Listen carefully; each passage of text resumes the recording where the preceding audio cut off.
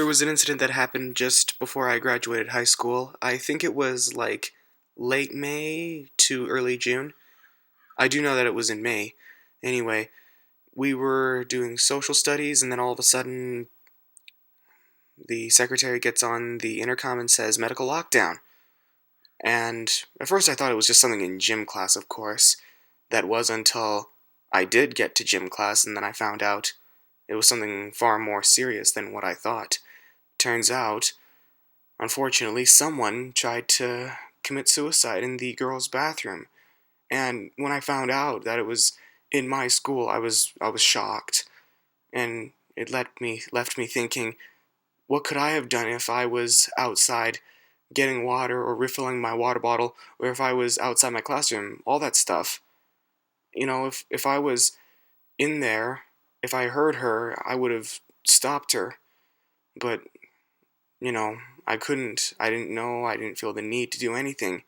And frankly, I feel somewhat ashamed that I didn't help this individual. If I knew who she was and if I knew the trouble she was in, I would have talked to her and I would have for sure let our school counselor know what was going on as well.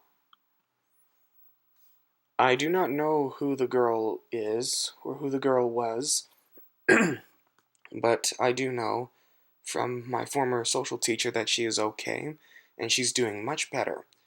However, he does refuse to tell me her name, and frankly, I'm actually glad I don't know her name. Even if I did know her name, I wouldn't have told you. I am very glad that she's doing a lot better and that she is getting the help that she needed and that she's alive, most of all. If I knew her name, I wouldn't have told you, but I do know that she's okay now. One day I ran into my former teacher that is, and I asked him if she's okay or not. And he said, "Oh, she's doing just fine. She's doing wonderful." That's something that I left out in my introduction video. Um, One of the reasons why I started this channel was to reach out to people and let them know that they're not alone when it comes to bullying and when it comes to depression and desperation. And I read that, making these videos does help people, and that's what I want to do. I want to try and help people. You know, like, I could hear their stories.